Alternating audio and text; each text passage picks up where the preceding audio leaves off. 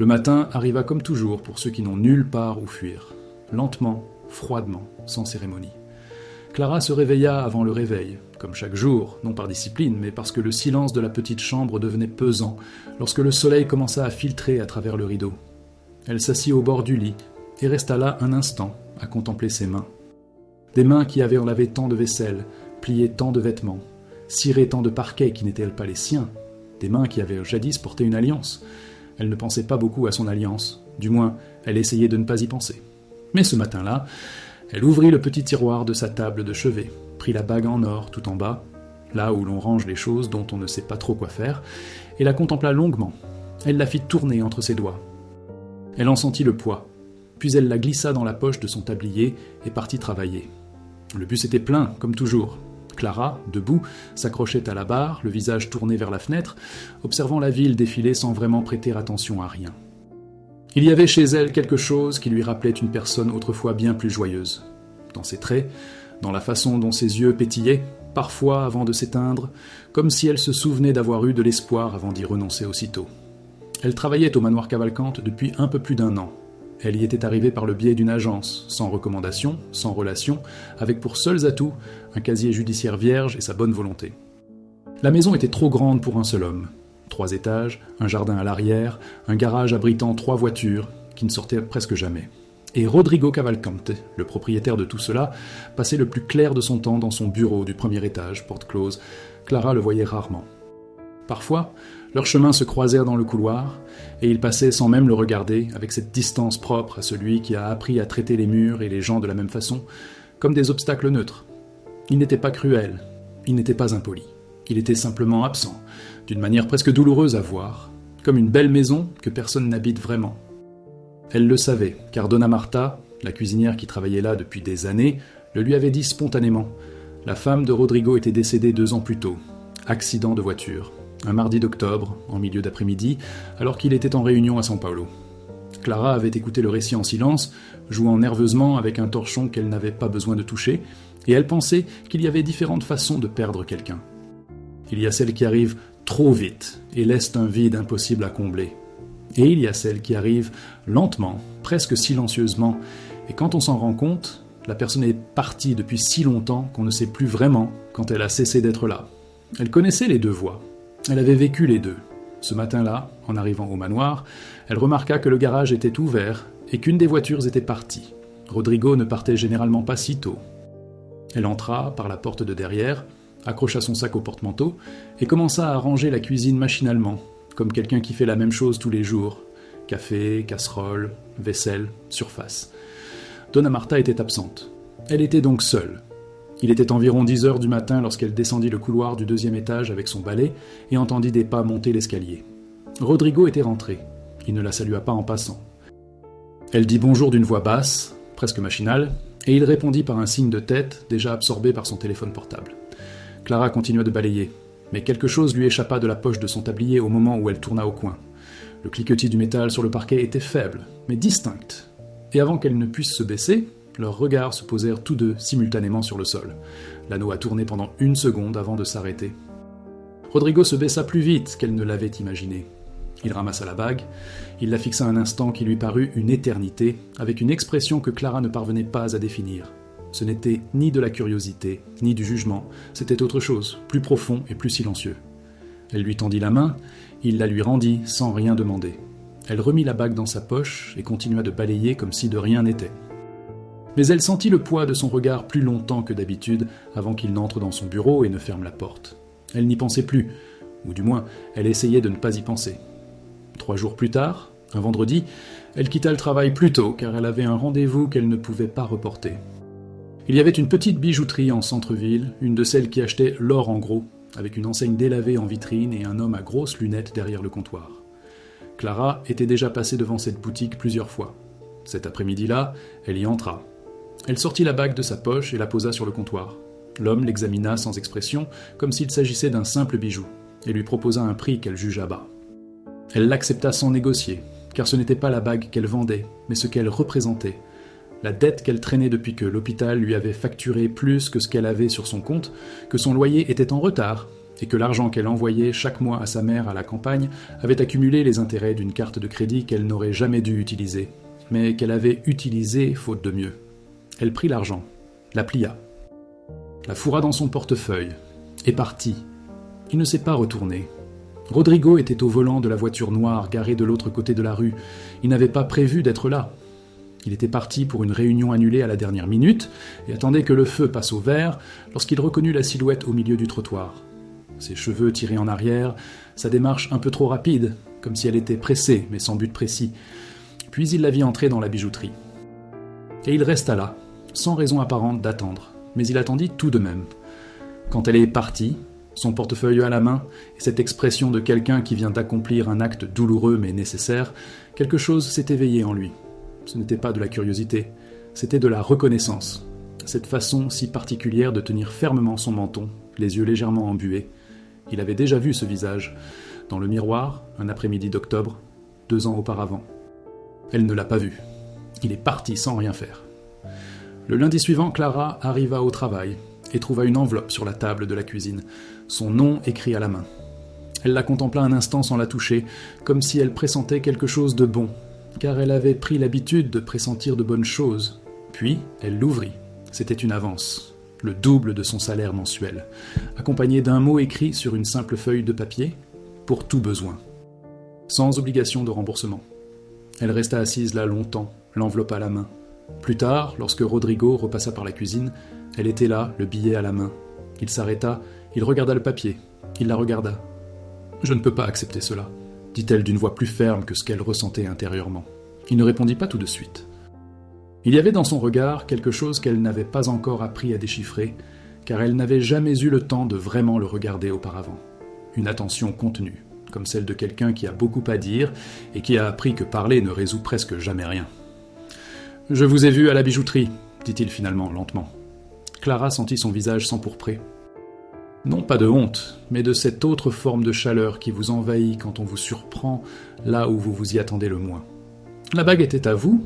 demanda-t-il. Et la question n'était pas teintée de jugement, seulement du poids, de quelqu'un qui la pose parce qu'il a besoin de comprendre, et non parce qu'il a le droit de savoir. Elle resta silencieuse un instant. Puis elle dit « Il appartenait à mon mari, mon ex-mari, ça fait 3 ans ?» Rodrigo inclina légèrement la tête. Il attendit. « Il est parti quand ma fille est tombée malade », dit-elle d'une voix qui ne tremblait pas, car elle avait répété cette phrase tant de fois que le tremblement était devenu une sensation intérieure, enfouie au plus profond d'elle-même. Il n'en pouvait plus. Le médecin, l'hôpital, l'incertitude. Il est simplement parti. Il a laissé son alliance sur la commode. Rodrigo la fixait sans ciller. Et il y avait dans ce silence quelque chose de différent des silences qu'il portait habituellement en lui. Ce n'était pas le silence de quelqu'un qui veut être seul, mais le silence de quelqu'un qui écoute vraiment, de tout son être concentré sur elle. « Votre fille ?» demanda-t-il après un moment. Clara prit une profonde inspiration. Tout va bien. Le traitement est terminé depuis 8 mois, elle a 7 ans. Et pour la première fois de la conversation, son visage s'adoucit. Pas un sourire franc, mais la promesse d'un sourire.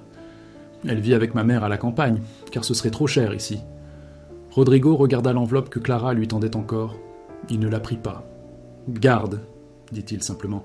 « Ce n'est pas de la charité, c'est la reconnaissance que le salaire aurait dû être plus élevé dès le départ. » Elle voulait protester, elle comprit que c'était inutile. Elle baissa le bras. Les jours suivants, quelque chose changea dans la maison. Pas de façon spectaculaire, pas le genre de changement qui s'accompagne de déclarations et de grands gestes.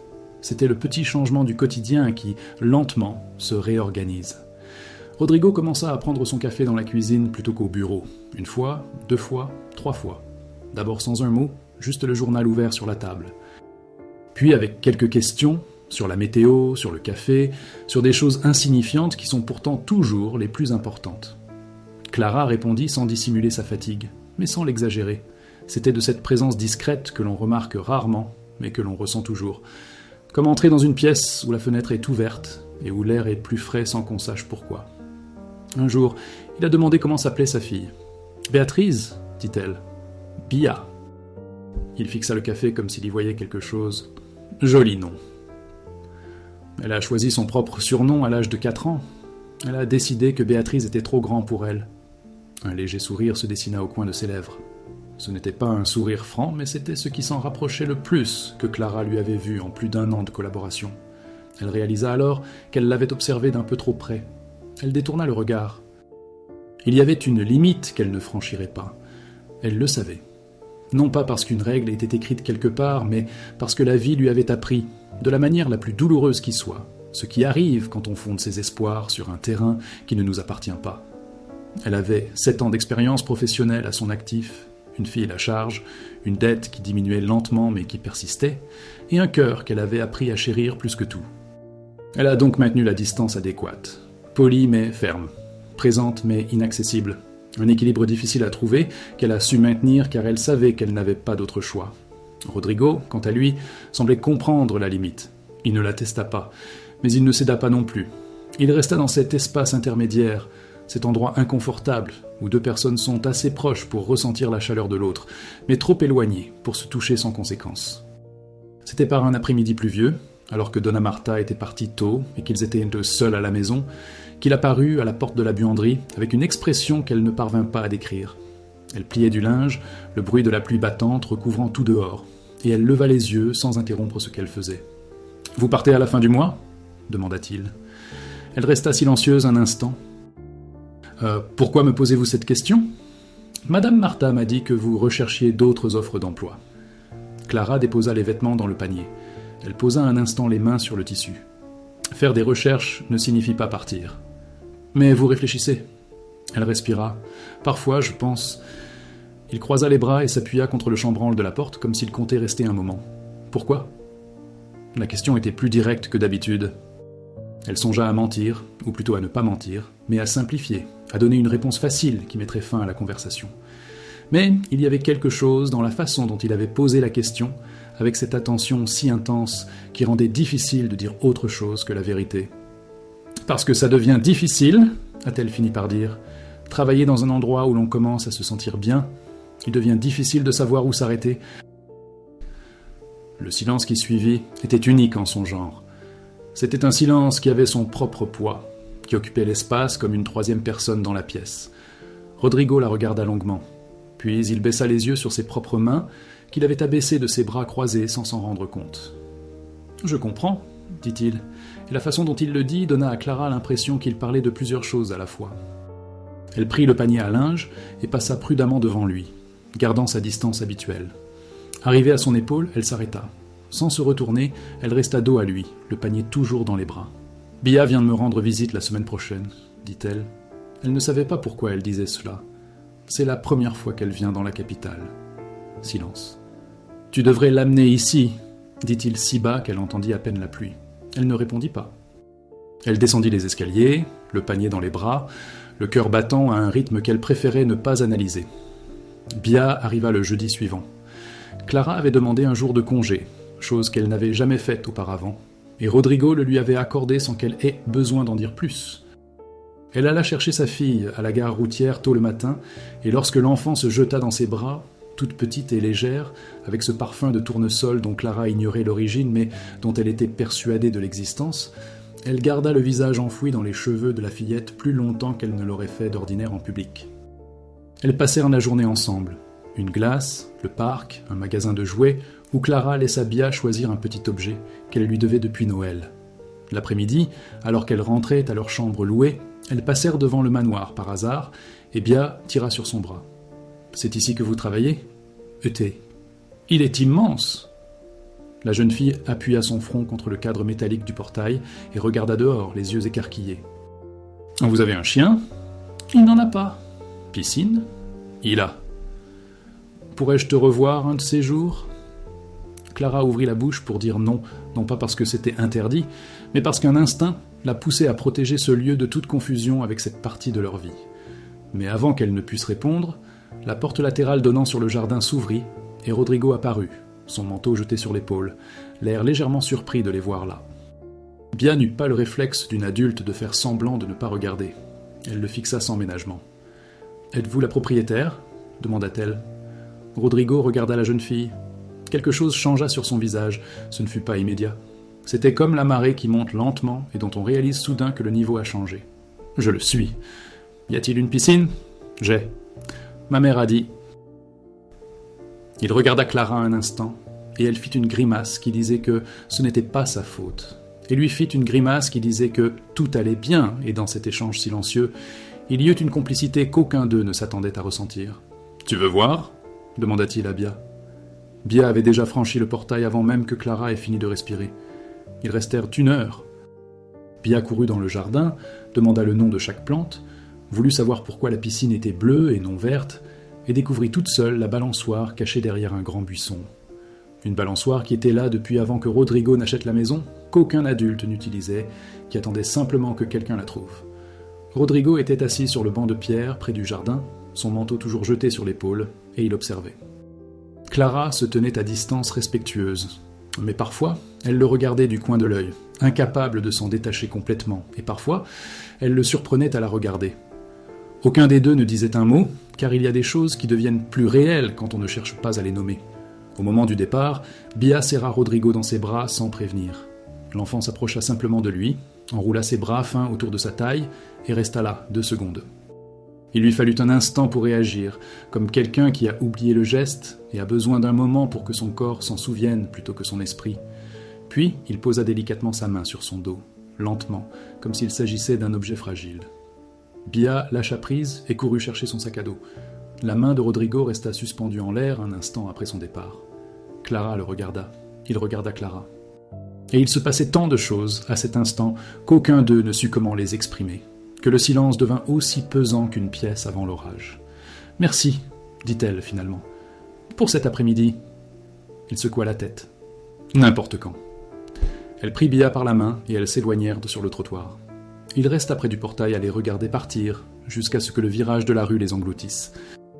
Cette nuit-là, Rodrigo resta longtemps assis dans son bureau, plongé dans l'obscurité, sans allumer son ordinateur. Quelque chose s'agitait en lui, dans un espace qu'il avait soigneusement clos 2 ans auparavant. Non pas avec cruauté, ni avec fureur, mais avec le lourd silence de celui qui apprend à vivre avec une absence plutôt qu'à la franchir. Il avait bâti toute sa vie autour d'un vide, et maintenant, quelque chose, petit et tenace comme l'herbe entre les pierres, poussait sur les bords. Il ne savait pas quoi en faire, mais il réalisa aussi, avec une lucidité qui le surprit lui-même, qu'il ne voulait plus l'ignorer. La semaine suivante, en arrivant au travail, Clara trouva une petite boîte sur la table de la cuisine. Petite, emballée dans du simple papier. Le nom de Bia y était inscrit. À l'intérieur se trouvait un livre illustré sur les jardins et les plantes du monde entier. Avec ce petit mot, pour la fille qui connaît le nom de chaque fleur. Clara resta un moment dans la cuisine vide, le livre à la main, caressant la couverture du pouce, puis elle prit une profonde inspiration, rangea soigneusement le livre dans son sac et alla préparer le café. Quand Rodrigo traversa la cuisine plus tard, elle ne le remercia pas verbalement. Elle leva simplement les yeux vers lui 1 seconde à son entrée. Et il y avait dans ce regard une ouverture qu'elle n'avait jamais manifestée auparavant. Ni promesse, ni invitation. Juste une porte entr'ouverte qui disait « Je suis là, et je sais que tu l'es aussi ». Il prit le café qu'elle avait préparé, il s'assit dans son fauteuil habituel. Il ouvrit le journal mais ne le lut pas.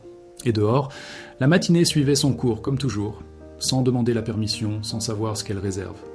Mais à l'intérieur de cette cuisine, quelque chose avait recommencé à vivre, sans précipitation, sans fanfare, sans la grandiloquence des amours qui veulent être vus. Avec le calme qui suit la douleur, ce qui est presque toujours la chose la plus vraie.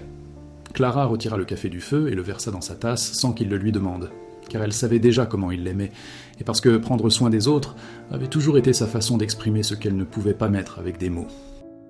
Il prit le café à 2 mains et le tint ainsi un instant avant de boire, comme quelqu'un qui sait qu'il y a de la chaleur à l'intérieur et qui veut la sentir avant de consommer. Hormis le doux bruit de la cuillère dans la tasse, la cuisine était silencieuse. Et ce silence, contrairement à tous les autres, n'était pas douloureux. Fin